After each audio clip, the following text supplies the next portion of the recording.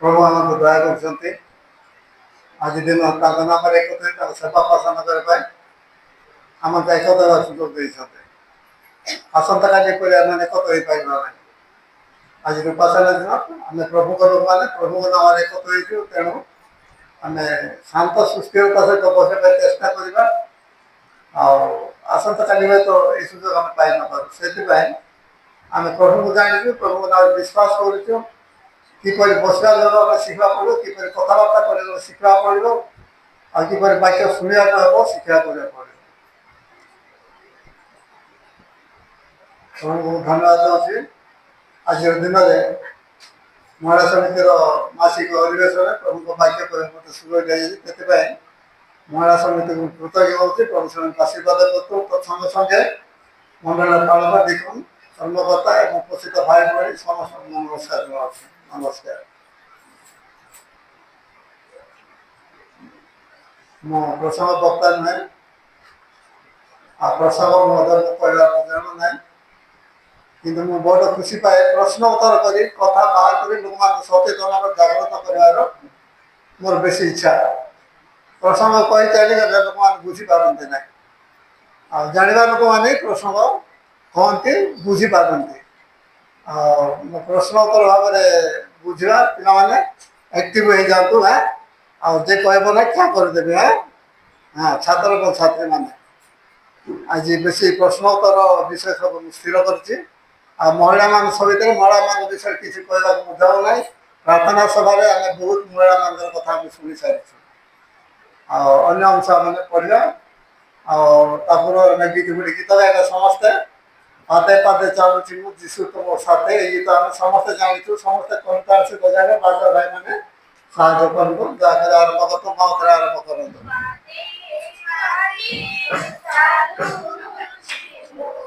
ଯୀଶୁ ତୁମ ସାଥେ ପାଦେ ପାଦେ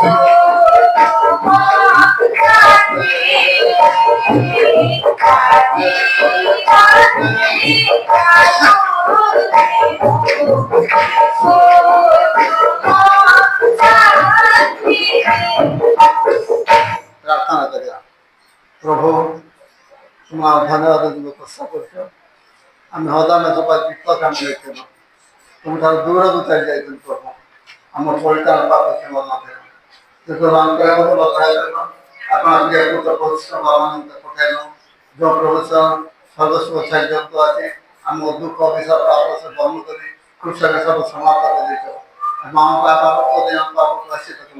आम ईश्वर पुत्र सन्तान अधिकार उपस्थापित धन्यवाद प्रभु से तुम नाम तुम से अनुग्रह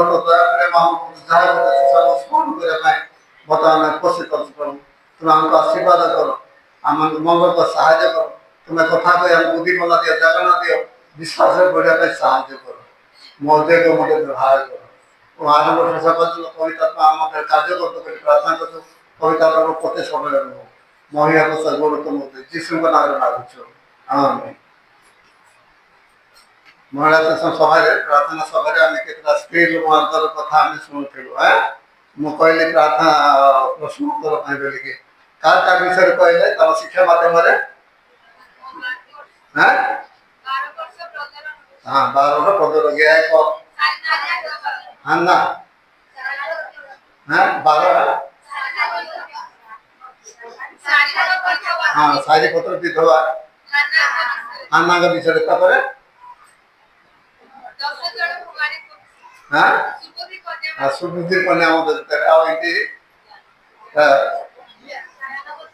हाँ एपरी केतटा स्त्री विषय में शुणु मुझे से सब कह जाऊ ना दयाकोरी बस 12 बहुत विषय आम पाठ करवा जोहन 15 पर्व 1 ରୁ 3 जाए माउथ स्पष्ट कर पढ़ी दिखाँ माउथ धरिकी ठिया किए तो पढ़ना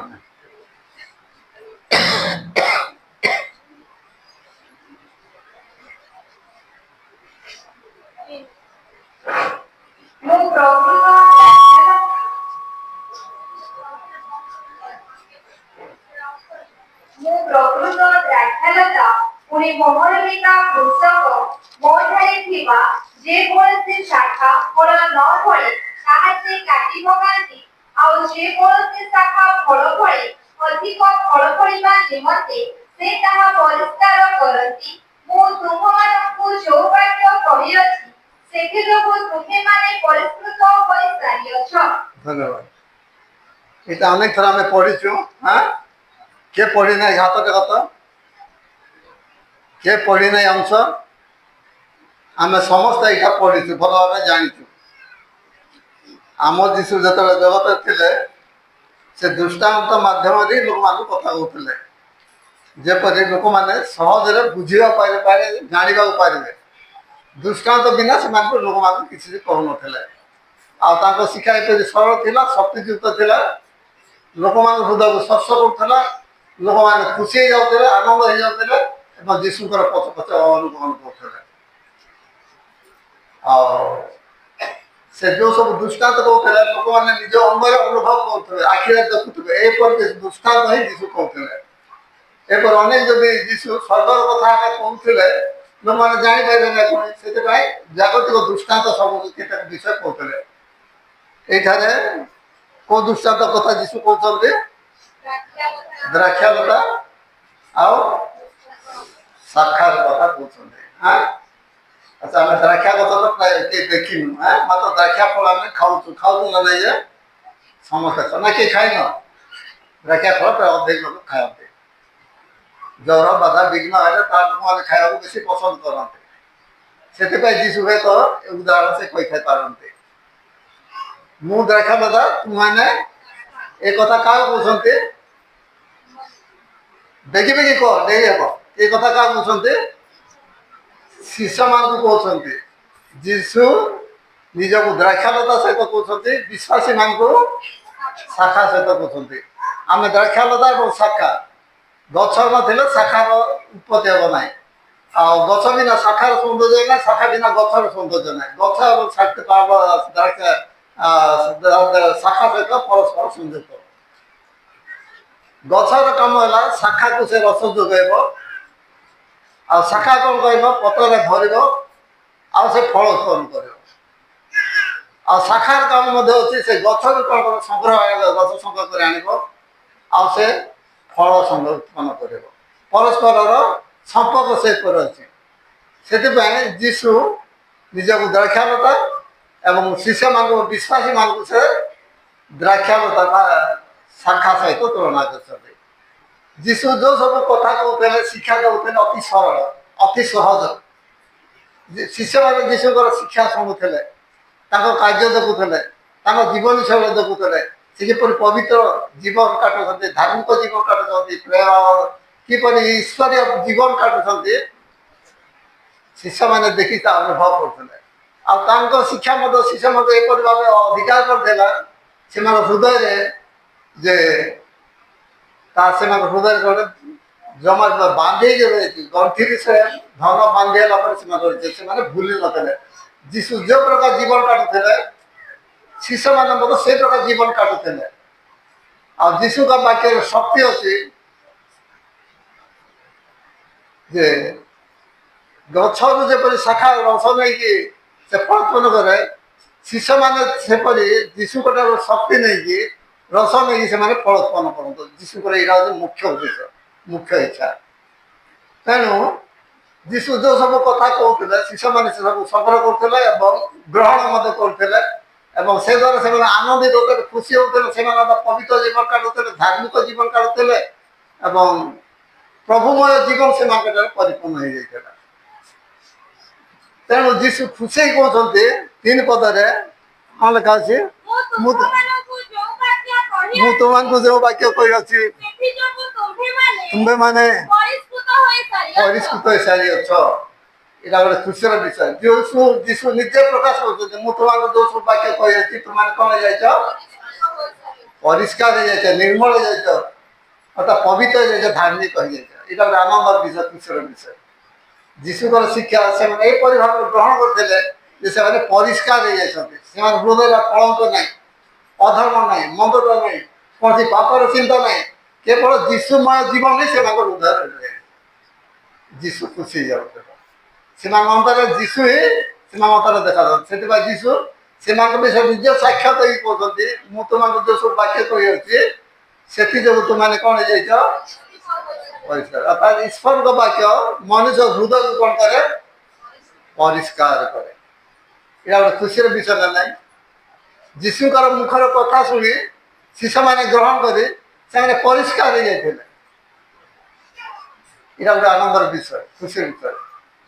ଆଉ ଆଜି ଯୀଶୁ ରୂପ ଗଛ ସହିତ ବିଶ୍ୱାସୀ ଯାମାନେ କିପରି ସଂଲଗ୍ନ ହେବା, ତାଙ୍କଠାରୁ ରସ ସଂଗ୍ରହ କରି ଆମେ ଫଳବା ନେବା, ଯୀଶୁ ଆମକୁ ଶିକ୍ଷା ଦେଉଛନ୍ତି। କାରଣ ଅନେକ ସମୟରେ ଆମେ ଗଛ ସବୁ ଦେଖୁଛୁ, ଗୋଟେ ଗୋଟେ ଗଛ ଭରପୁର ହେଇକି ତାର ଶାଖା ବଢ଼ିଥାଉଛି, ଆଉ ଗୋଟେ ଗୋଟେ ଗଛର ଶାଖା ଶୁଖି ଯାଇଥାଉଛି। କାରଣ କ'ଣ, ସେ ଶୁଖିଯିବା ଗଛର ଶାଖା ସେ ରସ ସଂଗ୍ରହ କରିବାକୁ ଅସମର୍ଥ, ସେ ରସ ନେଇପାରୁନାହିଁ, ସେ ପତ୍ର ଭରା ହେଇପାରୁନାହିଁ, ସେ ଫଳ ଭରା ହେଇପାରୁନାହିଁ। କିଛିଟା ଦୁର୍ବଳ ସେ ଶାଖାରେ ରହିଛି। ହୁଏତ କେଉଁଠି ଫାଟି ଯାଇଥିବ, କେଉଁଠି କିଛି ବ୍ୟାଣ୍ଡ ହେଇଯାଇଥିବ, ଯଦ୍ୱାରା ମୂଳରୁ ସେ ରସ ନେବାକୁ ସେ ଅସମର୍ଥ। ମୂଳ ଗଣ୍ଡିରୁ ସେ ରସ ନେବା ଅସମର୍ଥ। କିନ୍ତୁ ଯେଉଁ ଶାଖା ବଢ଼ିକି ଚାଲିଥିବ, ଫଳଉଥିବ, ତାର କ୍ଷମତା ଅଛି ଯେ ଗଣ୍ଡିରୁ ସେ କ'ଣ ରସ ସଂଗ୍ରହ ଅଛି, ସେ ଫଳରେ ସେ ପରିପୂର୍ଣ୍ଣ ଅଛି। ଆଜି ଯୀଶୁ ଆମମାନଙ୍କୁ କହୁଛନ୍ତି ଯେ ମୁଁ ଶାଖା, ତୁମେ ମୁଁ ଗଛ, ତୁମେ ଶାଖା। ମୋ ଠାରେ ନ ରହିଲେ ତୁମେ ଫଳ ପାଇବେ ନାହିଁ। ତଳକୁ ତଳକୁ ଅନ୍ୟାନ୍ୟ କଥା, କିନ୍ତୁ ସେ ସବୁ ମୁଁ କହୁନାହିଁ। ମୁଁ କହୁଛି 3 ପଦ ଉପରେ, ମୁଁ ତୁମମାନଙ୍କୁ ଯେଉଁ ସବୁ ବାକ୍ୟ କହିଛି, ସେଥି ଯୋଗୁଁ ତୁମମାନେ ପରିଷ୍କୃତ ହେଇସାରିଛ। ଯୀଶୁଙ୍କର ବାକ୍ୟ ଆମକୁ ପରିଷ୍କାର କରେ। କାରଣ ଯୀଶୁଙ୍କ ପାଖରେ ଶକ୍ତି ଅଛି, ତାହା ଜୀବନ ଯୁକ୍ତ। ଯୀଶୁଙ୍କ ପାଖରେ କ'ଣ ଅଛି, ତାହା ହେଉଛି କ'ଣ, କେମିତି ଜୀବନ ଯୁକ୍ତ, ଏବିରି ପୁସ୍ତକ ଲେଖା ଅଛି ପର୍ବପଦ କହିଲା ପଢୁଛ ନାଇଁ କାରଣ ଈଶ୍ୱରଙ୍କ ବାକ୍ୟ ଜୀବନ୍ତ ଆଉ ସେତିକି ଥାଉ ଈଶ୍ୱରଙ୍କ ବାକ୍ୟ ଜୀବନ ଖାଲି ଆମେ କହିଲା କଥା ସବୁ ମିଥ୍ୟା କଥା ସବୁ କହୁଛୁ ଅସାର କଥା ସବୁ କହୁଛୁ ଅନ୍ୟାୟ କଥା ସବୁ କହୁଛୁ ସେଥିପାଇଁ ଆମ ଭାଷାରେ ଜୀବନ ନାହିଁ ମାତ୍ର ଯୀଶୁଙ୍କ ବାକ୍ୟରେ ଜୀବନ ଅଛି ଯାହାକି ଆମ ହୃଦୟ ଗଲେ ସେ କାର୍ଯ୍ୟ କରୁଯିବୁ ନାହିଁ ଯୀଶୁ ସେତେବେଳେ କହୁଥିଲା ବୋଲି ସିନା ସେମାନେ ପରିଷ୍କୃତ ହେଇଯାଇଥିଲେ ଏବେ ତ ଆମେ କେମିତି ପରିଷ୍କାର ହେବା ଯୀଶୁଙ୍କ ବାକ୍ୟ ଆମକୁ ବାକ୍ୟ ମାଧ୍ୟମରେ ଦିଆଯାଇଛି ଆମ ଏ ପୁସ୍ତକରେ ବାଇବେଲରେ ତାହା ଯେଉଁମାନେ ପଢ଼ନ୍ତି ପାଳନ କରନ୍ତି ସେମାନେ ରସ ସଂଗ୍ରହ କରନ୍ତି ସେମାନେ ଫୁଲ ଓ ଫଳରେ ସେମାନେ ପରିପୂର୍ଣ୍ଣ ହୁଅନ୍ତି ଯୀଶୁଙ୍କ ବାକ୍ୟ ଆମକୁ ପରିଷ୍କାର କରେ ସଦାପ୍ରଭୁଙ୍କ ନାମ ଧନ୍ୟବାଦ ଯୀଶୁ ଖ୍ରୀଷ୍ଟଙ୍କ ମାଧ୍ୟମରେ ଆମକୁ ପରିଷ୍କୃତ ହେବା ପାଇଁ ବିଭିନ୍ନ ଉପାୟ ସେ କରିଦେଇଛନ୍ତି ପ୍ରଥମ ହେଉଛି ଈଶ୍ୱରଙ୍କ ବାକ୍ୟ ଆମକୁ ସେ ପରିଷ୍କାର କରେ ମୁଁ ଆମକୁ ଲମ୍ବାଉ ନାହିଁ ଭାଇ ଭଉଣୀ ଛାତ୍ରଛାତ୍ରୀ ମାନେ ଈଶ୍ୱରଙ୍କ ବାକ୍ୟ ଆମକୁ ପରିଷ୍କାର କରେ ବୁଝିଛ ସମସ୍ତ ବିଶ୍ୱାସ ଅଛି ଆଚ୍ଛା ଈଶ୍ୱରଙ୍କ ବାକ୍ୟ ପଢୁଛ କିଏ ହଁ ସବୁଦିନ ପଢୁଛ ଈଶ୍ୱରଙ୍କ ବାକ୍ୟ ସମସ୍ତେ ପଢୁଛ କି ପ୍ରତିଦିନ ପଢୁଛନ୍ତି ହଁ କେତେ ଜଣ ପଢୁଛନ୍ତି ବଡ଼ କି ସାନ ହାତ ଦେଖାନ୍ତୁ ଧନ୍ୟବାଦ ଯେଉଁମାନେ ପଢ଼ିପାରୁଛନ୍ତି ଧନ୍ୟବାଦ ଈଶ୍ୱରଙ୍କ ବାକ୍ୟ ପ୍ରତ୍ୟେକ ଘରେ ଅଛି ଏଇ ବାକ୍ୟ ପ୍ରତିଦିନ ଆକୁ ବ୍ୟବହାର କରୁଛନ୍ତି ନା ଘରର ପେଢ଼ିରେ ରଖି ଦେଉଛନ୍ତି ନା କେଉଁ ଗୋଟେ ଥାକରେ ରଖି ଦେଉଛନ୍ତି ମୁଁ ଏସବୁ କହିବା ପାଇଁ ପ୍ରସ୍ତୁତ ଅଛି ମୁଁ ପ୍ରସଙ୍ଗ କହିବା ପାଇଁ ଚାହୁଁନାହିଁ ଈଶ୍ୱରଙ୍କ ବାକ୍ୟ ପ୍ରତିଦିନ ଧ୍ୟାନ ପଢୁଛ କି ଯାହାକି ଆମର ଜୀବନରେ ଯୀଶୁମୟ କରିବ ବା ଫଳ ଉତ୍ପନ୍ନ କରିବା ପାଇଁ ସାହାଯ୍ୟ କରିବ ପ୍ରତିଦିନ ବାକ୍ୟ ପଢୁଛ ଯୁବକମାନେ ସବୁବେଳେ ବାଇବେଲ ପଢୁଛ କି ଭାଇମାନେ ପ୍ରତ୍ୟେକ ଘରେ ବାଇବେଲ ଅଛି ଘରେ ରଖିବା ପାଇଁ ନାହିଁ ପଢ଼ିବା ପାଇଁ ଏ ଆମକୁ ବଳ ଦିଏ ଶକ୍ତି ଦିଏ ସାହାଯ୍ୟ କରେ ଯୀଶୁଙ୍କ ବାକ୍ୟ ବି ହୁଏନି ଆମେ ଦୁର୍ବଳ ହେଇଯିବା ଏ ଆମଙ୍କର ଆତ୍ମିକ ଖାଦ୍ୟ এই ଖାଦ୍ୟ ଖାଇବା ଦ୍ୱାରା ଆମେ ଦିନ ତମାମର କାର୍ଯ୍ୟରେ ଆମେ ଶକ୍ତିଯୁକ୍ତ ହେଇପାରିବା ଯୀଶୁଙ୍କ ବାକ୍ୟ କେଉଁମାନେ ପଢୁଛନ୍ତି ଧ୍ୟାନ କରୁଛନ୍ତି ଧନ୍ୟ ସେମାନେ ଯଦି ଯୀଶୁଙ୍କ ବାକ୍ୟକୁ ତୁମେ କାନ ଗୋଟେ ଜାଗାରେ ରଖିଦେଇଥିବ ନୀରବ ରହିଥିବ ତାହେଲେ ଫଳ ଉତ୍ପନ୍ନ କରିପାରିବ ନାହିଁ ତୁମେ ଶୁଖିଯିବ କଟାଯିବ ନ୍ୟାୟ ନିମନ୍ତେ ଯୋଗ୍ୟ ହେଇଯିବ ଯୀଶୁଙ୍କ ବାକ୍ୟ ଧ୍ୟାନ କରୁଛନ୍ତି କି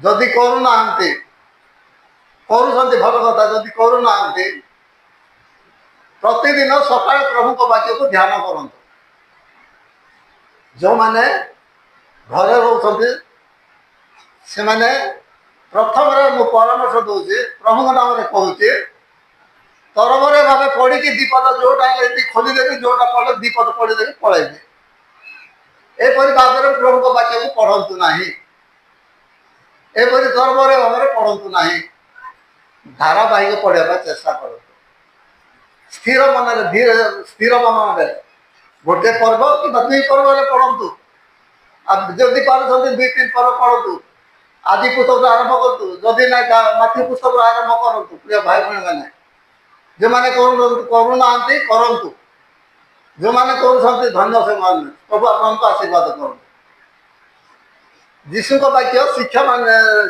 ଶୁଣୁଥିବାରୁ ସେମାନଙ୍କର ପାପ ପରିଷ୍କାର ହେଇଯାଇଥିଲା ଆମେ ଯେତିକି ଯୀଶୁଙ୍କ ବାକ୍ୟକୁ ଆମେ ପ୍ରତିଦିନ ଧ୍ୟାନ କରିବା ଆମେ ସେତିକି ବଳ ପାଇବା ଶକ୍ତି ପାଇବା ପରୀକ୍ଷା ପ୍ରଲୋଭନ ସମସ୍ୟା ରୋଗ ବ୍ୟାଧିକୁ ଆମେ ଜୟ କରିବା ପରିଷ୍କୃତ ହେଇପାରିବା ଯୀଶୁଙ୍କ ବାକ୍ୟ ଆମକୁ ପରିଷ୍କାର କରେ ଯୀଶୁଙ୍କ ବାକ୍ୟ ବି ହୁଏ ଆମେ ପରିଷ୍କୃତ ହେଇପାରିବା ନାହିଁ ଯୀଶୁଙ୍କ ବାକ୍ୟ ବି ହୁଏ ଆମେ ପରିଷ୍କୃତ ହେଇପାରିବା ନାହିଁ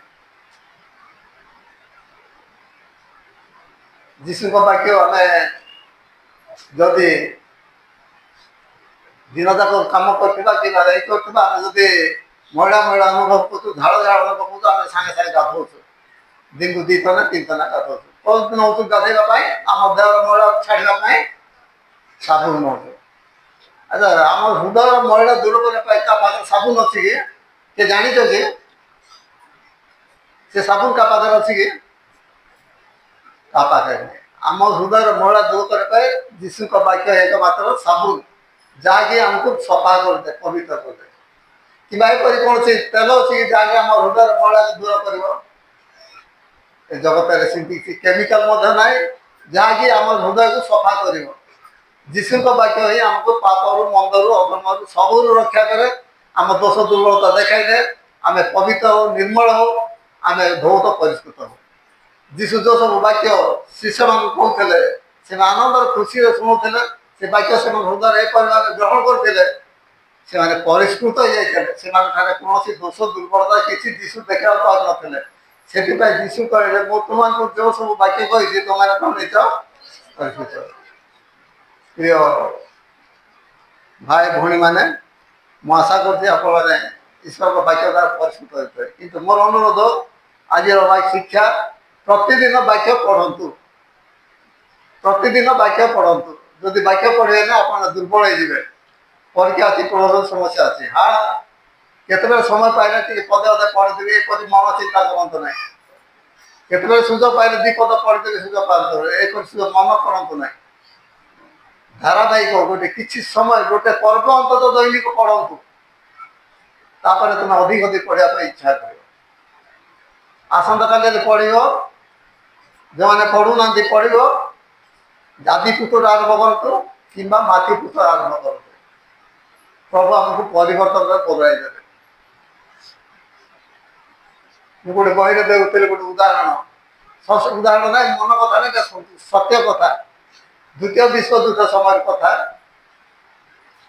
अमेरिका सैन्य मैंने जापान को अधिकार कले अमेरिका सैन्य मैंने जापान को अधिकार कले से मैंने गोटे गाँव पर गोटे गाँव अधिकार कर जाऊगा गोटे गाँव को गले से गाँव गला सैन्य मैंने देखुंत अन्य ग्राम ठार से ग्राम अलग से घर द्वार अलग से जीवन जापन अलग से लुगापट अलग से कथा भाषा अलग आसे सबकि परिवर्तन जो सैन्य मैंने से ग्राम को अधिकार करते से ग्राम लोग जाक बाहर आनंद से वेलकम स्वागत कले आम गोटे गाँ गले से आमको विरोध करा कथा आम आनंद खुशी आमको मैंने स्वागत कर सैन्य मैंने आश्चर्य हो गले सैन्य मैंने आश्चर्य हो गले एवं पचारे तुम्हें तो आमको शत्रुता कर विरोध कर कहीं आमको तुम्हें ना आम जीशुकर प्रेमर गुण आम पाइचु जीशु वाक्य आम हृदय अच्छी शत्रु को प्रेम करने विषय से तुमको आम स्वागत करूँ आसतु आसतु से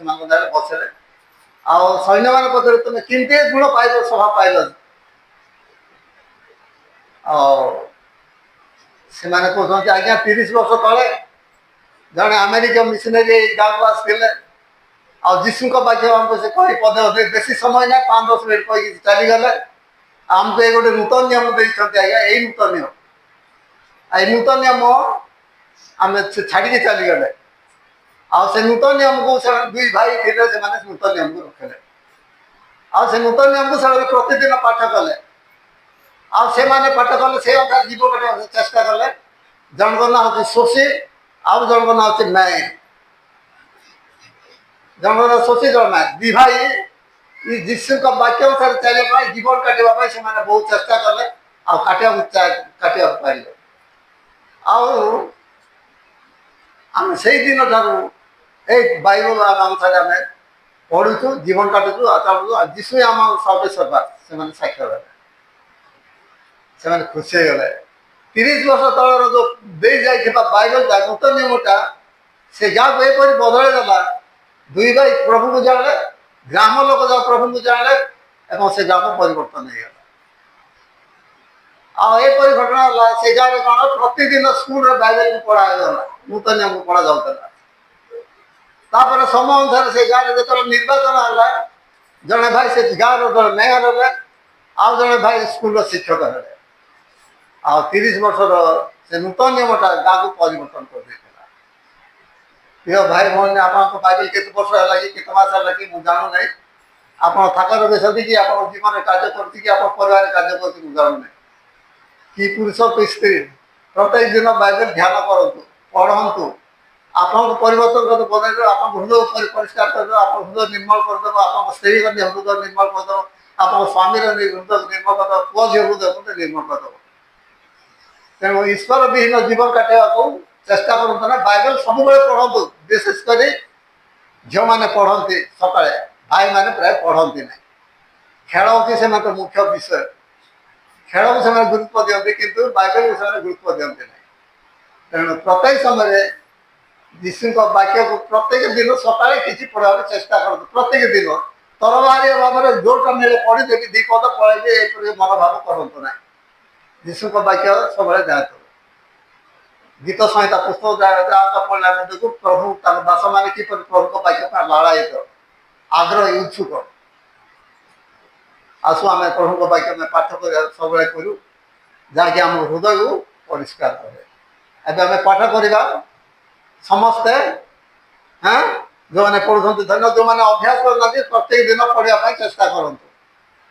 ସେମାନେ ପ୍ରତ୍ୟେକ ଦିନ ବାଇବେଲ ପଢ଼ିବାକୁ ଚେଷ୍ଟା କରନ୍ତୁ। ଯୀଶୁଙ୍କ ବାକ୍ୟ ଆମକୁ ପରିଷ୍କାର କରେ।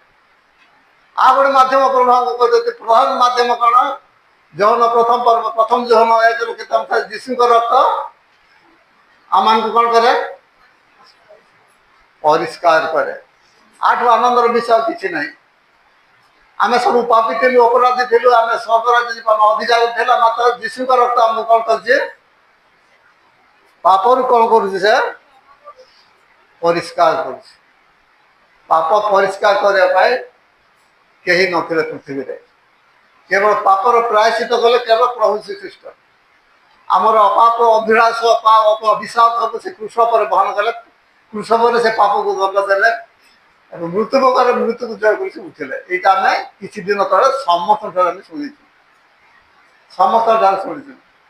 ଯୀଶୁଙ୍କ ରକ୍ତ ଆମ ପାପ କ୍ଷମା କରିବାର ଗୋଟେ ବ୍ୟବସ୍ଥା ଯୀଶୁ କରିଦେଲେ, ଯାହାକି ଗୋଟେ ଆନନ୍ଦର ବିଷୟ, ଯାହାକି ପ୍ରାୟଶ୍ଚିତ କୁହାଯାଏ। ଏ ପ୍ରାୟଶ୍ଚିତ ଶବ୍ଦ ଅନ୍ୟ କୌଣସି ଧର୍ମାବଲମ୍ବୀରେ ତମେ ପାଇପାରିବ ନାହିଁ। ମୁକ୍ତିର ମୂଲ୍ୟ, ଆକୁ ସରଳ ଅର୍ଥରେ କହିଲେ ମୁକ୍ତିର ମୂଲ୍ୟ ପ୍ରାୟଶ୍ଚିତ। ମୋର ବାପା ପାଇଁ ମୁଁ ଏହା କରିଦେବି, ସେୟା କରିଦେବି, ସେ ମରିଗଲା, ମୋ ପିତୃତ୍ୱ ଏହା କରିଦେବି, ପାପର ପ୍ରାୟଶ୍ଚିତ। ପାପ ପ୍ରାୟଶ୍ଚିତ ନୁହେଁ। ପାପ ପ୍ରାୟଶ୍ଚିତ କେବଳ ଯୀଶୁଙ୍କ ରକ୍ତ ଦ୍ୱାରା ହିଁ ପାପର ପ୍ରାୟଶ୍ଚିତ। ମୁକ୍ତିର ମୂଲ୍ୟ ହିଁ ପ୍ରାୟଶ୍ଚିତ। କୌଣସି ଦୁର୍ଘଟଣା ହେଇଗଲା, କୌଣସି ପ୍ରକାର ଗୋଟେ ବିପଦ ଘଟିଗଲେ ସରକାର ସହାୟତା ଦିଅନ୍ତି, କିନ୍ତୁ ପ୍ରାୟଶ୍ଚିତ କରିବାକୁ ପାରିବେ ନାହିଁ। କୌଣସି କାରଣ କାହା ଘର ମୃତ୍ୟୁ ହେଇଗଲା, ତାର ପ୍ରାୟଶ୍ଚିତ କେହି କରିପାରିବେ ନାହିଁ, ସାନ୍ତ୍ୱନା ସହଯୋଗ କରିପାରନ୍ତି। ଯୀଶୁଙ୍କ ରକ୍ତ ହିଁ ଆମମାନଙ୍କୁ ସମସ୍ତ ପାପକୁ ପରିଷ୍କାର କରେ। ଆମେ ସମସ୍ତେ ଜାଣିଛୁ ପ୍ରଭୁ ମୋ ପାଇଁ ମରିଚ କୃଷି ରକ୍ତ ଦେଇଛି, ଆମେ ସମସ୍ତେ ପ୍ରାର୍ଥନା କରୁଛୁ। ଯୀଶୁଙ୍କ ରକ୍ତ ଆମମାନଙ୍କୁ ପାପରୁ ପରିଷ୍କାର କରୁଛି। ଏଇଟା ଗୋଟେ ଆନନ୍ଦ ଖୁସି। ଯଦ୍ୱାରା ଆଜି ଆମମାନେ ଏଇଠାରେ ଏକତ୍ର ଆମେ ଉପାସନାର ସୁଯୋଗ ପାଇଛୁ ଯୀଶୁଙ୍କ ନାମରେ। ଯୀଶୁଙ୍କ ରକ୍ତ ଆମମାନଙ୍କୁ ସମସ୍ତ ପାପରୁ ଆମକୁ ପରିଷ୍କାର କରେ।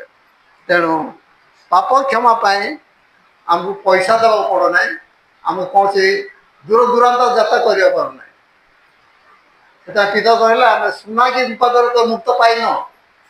ତୁମ ଘରେ କେତେ ସୁନା ଥାଉ, କେତେ ଟଙ୍କା ଥାଉ, ତୁମେ ମୁକ୍ତ ପାଇନ। ମାତ୍ର ଯୀଶୁଙ୍କ ବହୁମୂଲ୍ୟ ରକ୍ତରେ କ'ଣ ହେଇଛ? ମୁକ୍ତ ହେଇଛ, ପାପ କ୍ଷମା ପାଇଛ। ୟାଠାରୁ ଆନନ୍ଦ ବିଷୟ, ଭରସା ବିଷୟ ପୃଥିବୀରେ କିଛି ନାହିଁ। ଯଦି ଏପରି ମୁକ୍ତିର ବିଷୟ ଥାନ୍ତା, ତାହେଲେ ଧନୀ ଲୋକମାନେ, ବିଲ୍ ଗେଟ୍ସ ଧନୀମାନେ ଟଙ୍କା ଦେଇକି ପାପ କ୍ଷମା ପାଇଯାଇଥାନ୍ତେ ପୁଣି, କିମ୍ବା ଆମେରିକା ରାଷ୍ଟ୍ରପତି ଟଙ୍କା ଦେଇ ପାପ କ୍ଷମା ପାଇଯାଇଥାନ୍ତେ ପୁଣି, କିମ୍ବା ଆମ ଭାରତର ମୋଦି ଟଙ୍କା ଦେଇ ପାପ କ୍ଷମା ପାଇଯାଇଥାନ୍ତେ ପୁଣି। କିନ୍ତୁ ପ୍ରଭୁ ଆମକୁ ଦୟା କରିଛନ୍ତି, ଆମକୁ ଟଙ୍କା ଖର୍ଚ୍ଚ କରିବାକୁ ପଡ଼ୁନାହିଁ, ଦୂର ଯାତ୍ରା କରିବାକୁ ପଡ଼ୁନାହିଁ, କେଉଁ ନଦୀକୁ ବୁଡ଼ିବାକୁ ପଡ଼ୁନାହିଁ, କେଉଁ ଚନ୍ଦ୍ରଭାଗ ଯିବାକୁ ପଡ଼ୁନାହିଁ, କେଉଁ ଉତ୍ତରାଖଣ୍ଡ ଯିବାକୁ ପଡ଼ୁନାହିଁ। ପ୍ରଭୁ ଆମକୁ ଯେଉଁ ସ୍ଥାନରେ ଯେଉଁଠି ଥାଉ ଆମକୁ ପାପ କ୍ଷମା କରିବାର ବ୍ୟବସ୍ଥା କରିଛନ୍ତି ଯୀଶୁଙ୍କ ପ୍ରାୟଶ୍ଚିତ ରକ୍ତରେ ବିଶ୍ୱାସ ଦ୍ୱାରା। ଅନ୍ୟ କୌଣସି ପ୍ରାୟଶ୍ଚିତ ଦ୍ୱାରା ମନୁଷ୍ୟ ପରିତ୍ରାଣ ପାପ କ୍ଷମା ପାଇପାରେ, କେବଳ ଯୀଶୁଙ୍କ ପ୍ରାୟଶ୍ଚିତ। এই ପ୍ରାୟଶ୍ଚିତ କଥା କେବଳ ଖ୍ରୀଷ୍ଟିଆନ ବାଇବେଲରେ ହିଁ ଲେଖା ଅଛି। ଖ୍ରୀଷ୍ଟିଆନ ବହି ପୁସ୍ତକ ପୁସ୍ତିକାରେ ଲେଖା ଅଛି। ଅନ୍ୟ କୌଣସି ପୁସ୍ତକରେ ଏହି ପ୍ରାୟଶ୍ଚିତକୁ ସେଠି ବର୍ଣ୍ଣନା କରିବାକୁ ପାରୁନାହାନ୍ତି। ପ୍ରାୟଶ୍ଚିତ ଅର୍ଥାତ୍ ଯୀଶୁଙ୍କ ମୁକ୍ତିର ମୂଲ୍ୟରେ ଆମେ ମୁକ୍ତ ହେଇଛୁ, ରକ୍ତର ମୂଲ୍ୟରେ। ସେଥିପାଇଁ ଯୀଶୁ ଥରକୁ ଥର କହୁଥିଲେ, ମୁଁ ମୁକ୍ତିର ମୂଲ୍ୟ ସ୍ୱରୂପ ଆପଣ ପ୍ରାଣ ଦେବ, ପ୍ରାୟଶ୍ଚିତ କରିବାକୁ ଆସୁଛି। ତେଣୁ এই ପ୍ରାୟଶ୍ଚିତ ବିଶ୍ୱାସ କରି ଆସୁ ଆମେ ପରିତ୍ରାଣ ପାଉ, ପାପ କ୍ଷମା ପାଉ, ମୁକ୍ତି ପାଉ। ଏହା ଗୋଟେ ଆନନ୍ଦ ବିଷୟ। ପ୍ରଥମ କହିଲେ ଆମର ପାପ କ୍ଷମା କରିବାର ବ୍ୟବସ୍ଥା ଯୀଶୁ ତାଙ୍କ ବାକ୍ୟ ଦେଇଛନ୍ତି। ବାକ୍ୟ ଦ୍ୱାରା ଆମେ ପରିଷ୍କୃତ ହେଇଛୁ, ପାପ କ୍ଷମା ପାଇଚାଲିଛୁ, ମୁକ୍ତି ପାଇଛୁ। ଦ୍ୱିତୀୟରେ ଯୀଶୁଙ୍କ ରକ୍ତ ଆମର ସମସ୍ତ ପାପରୁ କ୍ଷମା କରେ। ତୃତୀୟରେ ଆମେ ଦେଖିବା ଆତ୍ମାଙ୍କ ଦ୍ୱାରା ଆମେ ଧୌତ ହେଇଯାଉଛୁ।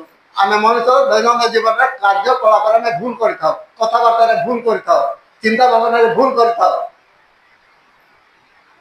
କିମ୍ବା ଆଗରୁ ଥାଇପାରୁ କିମ୍ବା ବର୍ତ୍ତମାନ ମଧ୍ୟ କରିଥାଇପାରୁ। କିନ୍ତୁ ପବିତ୍ର ଆତ୍ମା ଆମକୁ ଧୌତ କରୁଛନ୍ତି, ପରିଷ୍କାର କରୁଛନ୍ତି। ପବିତ୍ର ଆତ୍ମା ଧୌତ କରୁଛନ୍ତି, ପରିଷ୍କାର କରୁଛନ୍ତି। ପ୍ରଥମ କରନ୍ତି 6 ପର୍ବ ପଢ଼ନ୍ତୁ। 6ର କେତେ ପଦ 9 10 ଆଡ଼କୁ ଦେଖ ତ। ହଁ ପଢ଼।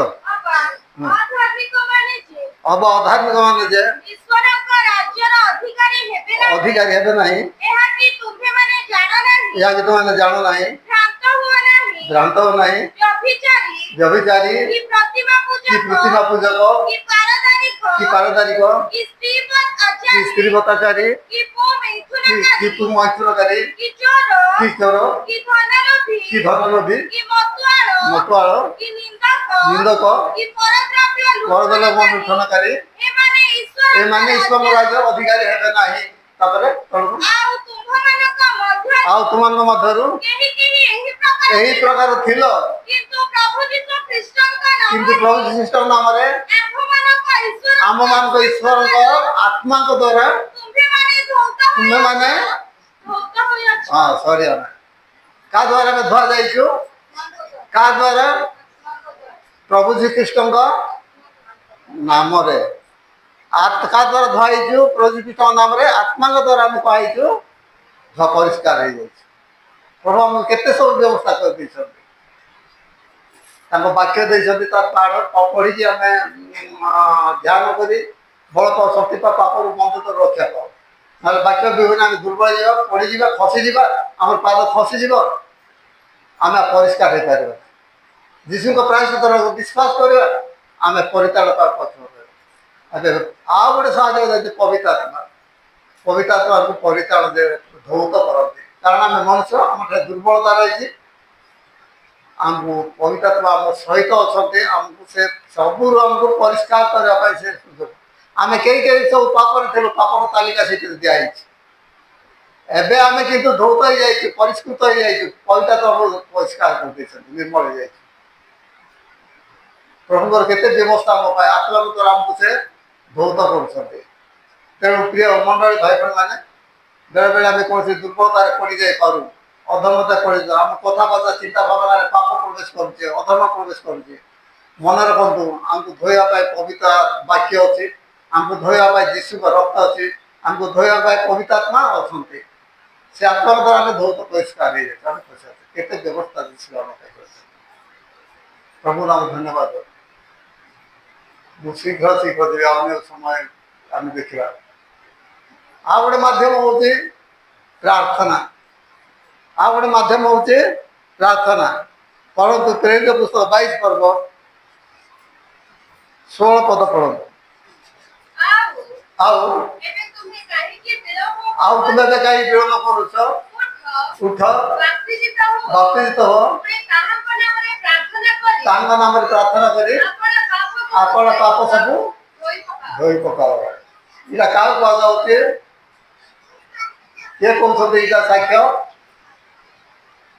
এই ଶିକ୍ଷାকে ସାକ୍ଷ୍ୟ ଦେଉଛନ୍ତି ପାଉଲ ମହାସଭାରେ। ସେ କହୁଛନ୍ତି, ପାଉଲଙ୍କ ଜୀବନ ଆମେ ସମସ୍ତେ ଜାଣୁଛୁ। ସେ କିପରି ଜଣେ ଦୁର୍ଦ୍ଦାନ୍ତ ଲୋକ ଥିଲେ, ଘରେ ଘରେ ପଶି ଖ୍ରୀଷ୍ଟିଆନମାନଙ୍କୁ ତାଡ଼ନା କରୁଥିଲେ, ଯୀଶୁ ଖ୍ରୀଷ୍ଟଙ୍କୁ ଅସ୍ୱୀକାର କରିବାକୁ ବାଧ୍ୟ କରୁଥିଲେ। ଆଉ ଏପରିକି ଲୋକମାନଙ୍କୁ ମୃତ୍ୟୁ ପର୍ଯ୍ୟନ୍ତ ସେ ତାଡ଼ନା କରୁଥିଲେ। ଆଉ ତାକୁ କୋଉ ପଥରେ ଧରିଲେ ଯୀଶୁ? ଗମେଶକ ପଥରେ ଧରିଲେ। ତାକୁ କହୁଛନ୍ତି ଉଠ। ସେ ଯେତେବେଳେ ଯୀଶୁଙ୍କ ଆହ୍ୱାନ ପାଇଲେ, ଦର୍ଶନ ପାଇଲେ, ସେ ଦୁର୍ବଳ ହେଇଗଲେ। ତାକୁ କୁହାଯାଉଛି ଉଠ, କୋଉଠିକି ଯାଅ? ଦମେଶକୁ ଯାଅ। ଆଉ ସେଇଠାରେ କିଏ ଅଛନ୍ତି? ହନାନୀୟ ବୋଲି ଜଣେ, ସେ ନା ପଢ଼ିଲା ପରେ ଏବେ ତାର ପୂର୍ବ ପଦ ଟିକେ ପଢ଼। ସେଠାରେ ଜଣେ ପ୍ରଭୁଙ୍କର ଦାସ ଅଛନ୍ତି, ତାଙ୍କ ପାଖକୁ ତାକୁ ପଠାଉଛନ୍ତି। ଗୋଟିଏ ଦର୍ଶନ, ସେଇ ଦର୍ଶନ ପାଉଲଙ୍କ ପ୍ରତି ଅଛି। ସେଇ ଦର୍ଶନ ପ୍ରଭୁଙ୍କ ଦାସ, ବୃଦ୍ଧ ଦାସ, କାହାକୁ କହୁଛି? ହନାନୀୟ ପ୍ରତି ଅଛି। ଅନ୍ୟାନ୍ୟକୁ ପ୍ରଭୁ କହୁଛନ୍ତି ଯେ ଯାଅ ଜିହୁଦାର ତାସ ଗୃହରେ ସାଉଲ ନାମର ବ୍ୟକ୍ତି ଅଛି ସେ ତୁମ ଉପରେ ହସ୍ତାର୍ପଣ କରୁଛି ବୋଲି ସେ ଦର୍ଶନ ପାଉଛି ତୁମେ ଯାଅ ତା ଉପରେ ହସ୍ତାର୍ପଣ କର। ସେ ଲୋକଟା ଡରିଗଲା ମାନେ ସାଉଲ ନାମ ଶୁଣି ସେମାନେ ଡରି ଯାଉଥିଲେ, ତାକୁ ସମସ୍ତେ ଭୟ କରୁଥିଲେ। ସାଉଲ ଦୁର୍ଦ୍ଦାନ୍ତ ଲୋକ, ସେ ନିଜକୁ ଫାରୁଛି ବୋଲି ନିଜ ଆତ୍ମଗର୍ବ ତାର ଥିଲା, ଆତ୍ମ ଅହଙ୍କାର ଥିଲା। ମୁଁ ଧାର୍ମିକ ଲୋକ ବୋଲି ସେ ନିଜକୁ ଗର୍ବ କରୁଥିଲେ, କିନ୍ତୁ ତାଙ୍କର କାର୍ଯ୍ୟକଳାପ ଧାର୍ମିକ ସବୁ ଛଡ଼ାକୁଟା ପରେ। ଏବେ ତାଙ୍କୁ କୁହାଯାଉଛ ତୁମେ ବାପ୍ତିଜିତ ହୁଅ, ପ୍ରାର୍ଥନା କରି ନିଜର ପାପ ସମର୍ପଣ କରି ପକାଅ, ଧୋଇ ପକ। ପ୍ରାର୍ଥନା ଗୋଟେ ମାଧ୍ୟମ ଆମର ପାପ ଧୋଇବା ପାଇଁ। ଲେଖାଯାଏ ନାହିଁ ସେ ବାପ୍ତିଜିତ ହେଲେ, ପ୍ରାର୍ଥନା କଲେ, ପାପ ସବୁ ଧୋଇଦେଲେ। ପ୍ରାର୍ଥନା କରୁଛେ ଆମ ଜୀବନର ଯେତେ ଅଧର୍ମ ମନ୍ଦତା ପାପ ବହୁତ ସମୟ ସବୁ ସ୍ୱୀକାର କରି ଆମେ ଧୋଇବା ଦରକାର। ପ୍ରାର୍ଥନା ଗୋଟେ ମାଧ୍ୟମ ଆମକୁ ଦିଆଯାଇଛି, ଆମେ ପାପ ସ୍ୱୀକାର କରି ଆମେ କରିବାର ଗୋଟେ ମାଧ୍ୟମ। ଆମେ ଅନେକ ସମୟରେ ବିଭିନ୍ନ ଲୋକ ବିଭିନ୍ନ ବିଷୟରେ ଆମେ ପାପ କରୁଛୁ, ଅପରାଧ କରୁଛୁ, ଈଶ୍ୱର ଠାରୁ ଦୂର ଚାଲିଛୁ, କିନ୍ତୁ ଏହା ପାପ ବୋଲି ଆମେ ଅନୁଭବ କରିବା ପାରୁନୁ। କିନ୍ତୁ ପ୍ରଭୁ ଆମକୁ ଗୋଟେ ସରଳ ମାଧ୍ୟମ ପ୍ରାର୍ଥନା, ସରଳ ଯୋଜନା ପ୍ରାର୍ଥନା, ପ୍ରାର୍ଥନା ଦ୍ୱାରା ଆମର ପାପ ଧୋଇବା ବ୍ୟବସ୍ଥା। ଯୀଶୁଙ୍କ ରକ୍ତରେ ପାପ କ୍ଷମା ପରିଷ୍କାର, ଯୀଶୁଙ୍କ ପାଖ୍ୟରେ ପାପ ପରିଷ୍କାର, ପବିତ୍ରାତ୍ମା ଯୀଶୁଙ୍କ ନାମରେ ପବିତ୍ର ପାପ ପରିଷ୍କାର କରୁଛନ୍ତି, ଭୋଗୁଛନ୍ତି। ଏବେ ପ୍ରାର୍ଥନା ଦ୍ୱାରା ଆମର ପାପ ପରିଷ୍କାର କରିବାର ମାଧ୍ୟମ ଦିଆଯାଇଛି। ଆମେ ପ୍ରାର୍ଥନା କରିବା ପାଇଁ ଅବହେଳା ନ କରୁ। ମୁଁ ଭାବୁଛି ସମସ୍ତେ ପ୍ରାର୍ଥନା କରୁଥିବେ, ଆଉ କେହି ପ୍ରାର୍ଥନା କରୁନଥିବେ। ଯେଉଁମାନେ ପ୍ରାର୍ଥନାହୀନ ଜୀବନ କାଟନ୍ତି ସେମାନେ ଜୀବି ଥିଲେ ସେମାନେ ମୃତ। ଏଠି କେତେ ମଲା ଲୋକ ଅଛନ୍ତି, କେତେ ଜୀବନ ଥିବା ଲୋକ ଅଛନ୍ତି ଆମେ ଜାଣୁ, ନିଜେ ନିଜେ ଆମେ ଜାଣୁଥିବା, ନିଜେ ନିଜେ ଆମେ ଜାଣୁଥିବା। ଘୁଷୁରୀ ଚରିତ ଆମେ ଦେଖୁ, ସେ ସହିତ ଉଠିବାର ଆସେ ଦୁର୍ଗନ୍ଧ ଖାଇବାକୁ ସେ ଥାଏଁ। ସେପରି ଘୁଷୁରୀର ସ୍ୱଭାବ ଆମେ ନ ହଉ। ପ୍ରାର୍ଥନା ଆମେ ସଚେତନ ହିଁ ନିରନ୍ତର ଆମକୁ ପ୍ରାର୍ଥନା କରିବା ପାଇଁ ପ୍ରଭୁଙ୍କ ପାଖରେ କୁହାଯାଉଛି। ସମସ୍ତେ ଆମେ ଜାଣିଛୁ ବିଷୟରେ ପ୍ରାର୍ଥନାର ଶକ୍ତି ଏହିପରି ଅଛି ଯେ ଆମକୁ ସଚେତନ କରେ, ଜାଗ୍ରତ କରେ। ତେଣୁ ଯେଉଁମାନେ ବିଭିନ୍ନ କାର୍ଯ୍ୟରତ ଅଛନ୍ତି ପ୍ରଥମେ ସକାଳୁ ଉଠିବା ପାଇଁ ସକାଳୁ ଉଠି ପ୍ରାର୍ଥନା କରିବା ପାଇଁ ଚେଷ୍ଟା କରନ୍ତୁ। ଖାଲି ଘରୋଇ କାମ କରିବା ପାଇଁ ଭାବପଡ଼ ହୁଅନ୍ତୁ ନାହିଁ, ଉଠନ୍ତୁ ନାହିଁ। କିଛି ସମୟ ପ୍ରାର୍ଥନା କରନ୍ତୁ ସକାଳେ, ଆପଣମାନେ ଯେମିତି ଜାଣୁଛନ୍ତି ସେମିତି। ପ୍ରଭୁ ଗତ ରାତିରେ ଅମଙ୍ଗଳ ସଂକଟ ରକ୍ଷା କଲ, ଭଲ ନିଦ୍ରା ଦେଲ, ରାତି ସମୟ ନାନା ରୋଗ ଘଟୁଛି, ପ୍ରଭୁ ସେଥିରୁ ରକ୍ଷା କଲ। ପ୍ରଭୁ ଆଉ ଗୋଟେ ଦିନ ଦେଲ, ଏ ଦିନ ପାଇଁ ତ ଗୋଟେ ସମର୍ପିତ ହେଉଛି ପ୍ରଭୁ। ଆଜି ଦିନର ସମସ୍ତ ଆବଶ୍ୟକ ବିଷୟ ଯୋଗାଅ, ରୋଗ ବ୍ୟାଧି ସବୁ ରକ୍ଷା କର, ଆବଶ୍ୟକ ଦୁର୍ଘଟଣା ରକ୍ଷା କର। ଆମେ ସମର୍ପିତ ଏତିକି ପ୍ରାର୍ଥନା କରିପାରିବା ନାହିଁ। ଗତ ରାତିରେ ସମସ୍ତ ଅମଙ୍ଗଳକୁ ରକ୍ଷା କର, ଧନ୍ୟବାଦ ଦେଇପାରିବା ନାହିଁ। ଆଉ ଆଜି ଦିନ ସମସ୍ତ ବିପଦ ସମ୍ପର୍କ ରକ୍ଷା କରିବା ପାଇଁ ଆବଶ୍ୟକ ପ୍ରୟୋଜନ ଯୋଗାଇବା ପାଇଁ ପ୍ରଭୁଠାରୁ ଦୁଃଖ ଜଣାଇବା ନାହିଁ ଯେ ଏତିକି ଆମେ ପ୍ରାର୍ଥନା କରିବା ପାରିବା ନାହିଁ ପ୍ରିୟ ଭାଇ ଭଉଣୀମାନେ। ତେଣୁ ପ୍ରାର୍ଥନା କରିବା ପାଇଁ ଅବହେଳା କରନ୍ତୁ ନାହିଁ। ପ୍ରାର୍ଥନା କରିବା ପାଇଁ କେବେ ପଛଘୁଞ୍ଚ ହୁଅନ୍ତୁ ନାହିଁ। ବିଶେଷ କରି ଝିଅମାନେ, ମା ମାନେ, ଭାଇ ଭଉଣୀମାନେ, ଯୁବକମାନେ ଯେତେବେଳେ ଉଠୁଛନ୍ତି ପ୍ରାର୍ଥନା କରନ୍ତୁ। ଯେତେବେଳେ ଉଠୁଛନ୍ତି ପ୍ରାର୍ଥନା କରନ୍ତୁ। ଗତ ସମୟ ପାଇଁ ପ୍ରଭୁଙ୍କୁ ଧନ୍ୟବାଦ ଦିଅ, ଆସନ୍ତା ସମୟ ପାଇଁ ପ୍ରଭୁଙ୍କର ସମର୍ପିତ ହବ, ନହେଲେ ଆମର ଜୀବନ ବୃଥା। ସେଥିପାଇଁ ବାକ୍ୟରେ ପ୍ରାର୍ଥନାକୁ ବେଶୀ ଗୁରୁତ୍ୱ ଦିଆଯାଇଛି। ପର୍ବପଦ ସବୁ ମୁଁ କହୁନାହିଁ। ନିରନ୍ତର ପ୍ରାର୍ଥନା କର, ସର୍ବାବସ୍ଥାରେ ଜାଗ୍ରତ ହୋଇ ପ୍ରାର୍ଥନା ଧନ୍ୟବାଦ ନିବେଦନ କର, ଇତ୍ୟାଦି ଇତ୍ୟାଦି ଅନେକ ବିଷୟ ସବୁ ବାକ୍ୟରେ ଲେଖାଯାଏ। ସେଥିପାଇଁ ଆମେ ପ୍ରାର୍ଥନା କରିବା ପାଇଁ କେବେ ଆମେ ଅବହେଳା ହେବା ନାହିଁ। ପ୍ରାର୍ଥନା ଆମ ଜୀବନର ଗୋଟେ ବଡ଼ ଶକ୍ତି, ଯାହା ଆମକୁ ସଚେତନ କରେ, ଜାଗ୍ରତ କରେ। ସେତେବେଳେ ମୁଁ ଆଗରୁ କହିଲି ଆମେ ପ୍ରସଙ୍ଗ ମୁଁ କହୁନାହିଁ, କେତେକ ଏପରି ବିଷୟ ଆମେ ଆଲୋଚନା କରିବା ଯାହାକି ଆମେ ପରସ୍ପର ଆଲୋଚନା କରିବା ଦ୍ୱାରା ଆମେ ସଚେତନ ହେବା, ଜାଗ୍ରତ ହେବା। ମୁଁ କହିଲି ଆମେ ଯୀଶୁଙ୍କ ନାମରେ ପରିତ୍ରାଣ ପାଇଛୁ, ପାପ କ୍ଷମା ହେଇଛି, ପରିଷ୍କାର ହେଇଯାଇଛି। ଏ ବିଶ୍ୱାସ ସମସ୍ତଙ୍କ ଅଛି ତ? ଯଦି ନାହିଁ ଏବେଠାରୁ ସମର୍ପିତ ହେଇଯାନ୍ତୁ। ଯୀଶୁ ତୁମେ ମୋର ପ୍ରାଣଦାତା, ମୋର ପାପରୁ ମୋତେ ମୁକ୍ତି ଦେଇଛ, ତୁମ ରକ୍ତରେ ମୁଁ ପ୍ରାୟଶ୍ଚିତ ପାଇଛି। ମୁଁ ସୁନା ରୂପା ଦ୍ୱାରା ମୁକ୍ତି ପାଇନାହିଁ, ଧନ ସମ୍ପତ୍ତି ଦ୍ୱାରା ମୁକ୍ତି ପାଇନାହିଁ, ତୁମ ରକ୍ତରେ ମୁଁ ପରିତ୍ରାଣ ପାଇଛି, ପାପ କ୍ଷମା ହେଇଛି, ପ୍ରାୟଶ୍ଚିତ ପାଇଛି। ଏତିକି ଆମେ ପ୍ରାର୍ଥନା କରି ପ୍ରଭୁ ଧନ୍ୟବାଦ।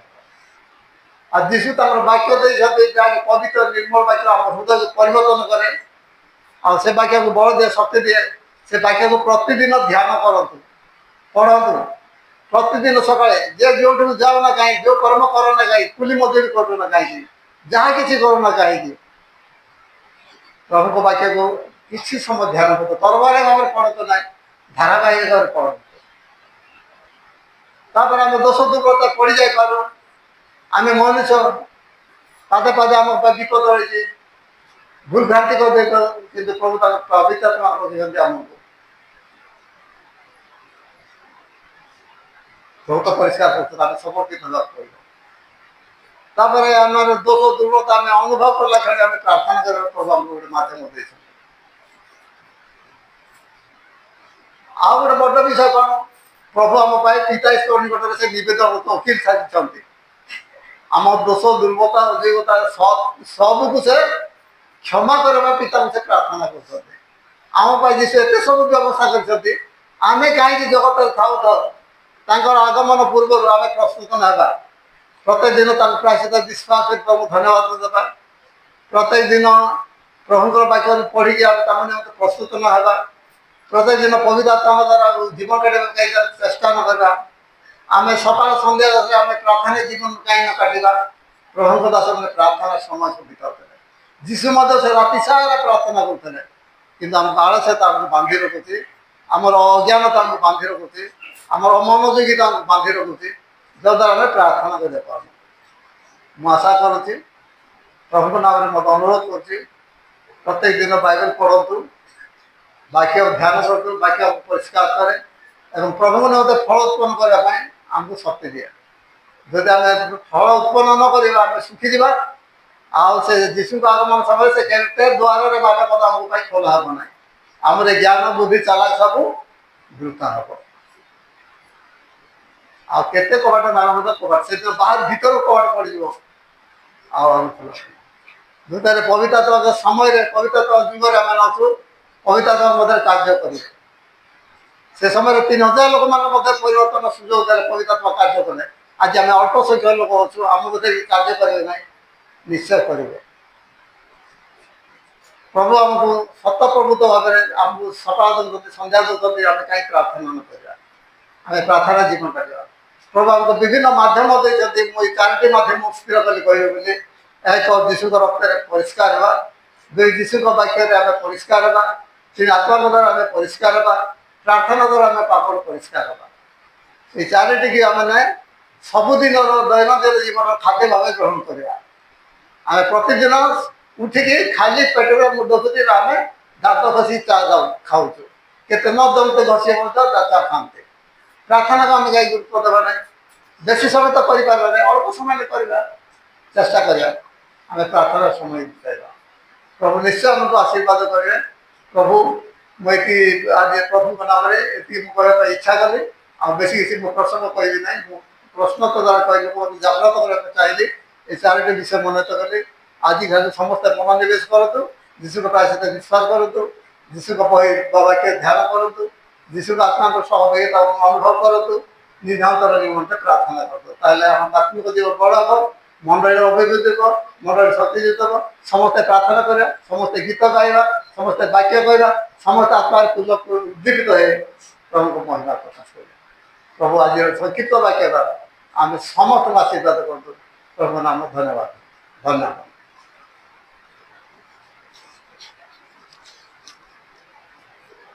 नाम धन्य हो, प्रभु नाम धन्य हो। एक समय प्रभु